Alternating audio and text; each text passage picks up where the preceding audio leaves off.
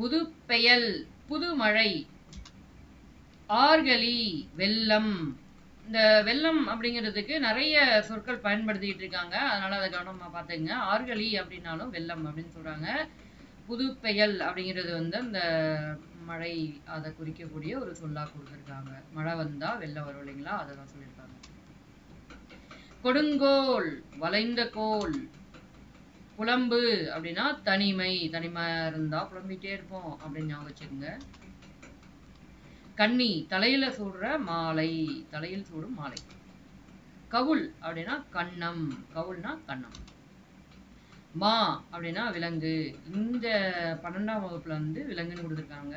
அந்த ஒரு சொல் பல பொருள் அதுல வந்துட்டு பார்த்துக்குங்க. அமலன் ராமன். ராமனுக்கு நிறைய பேர்கள் வந்து ராமா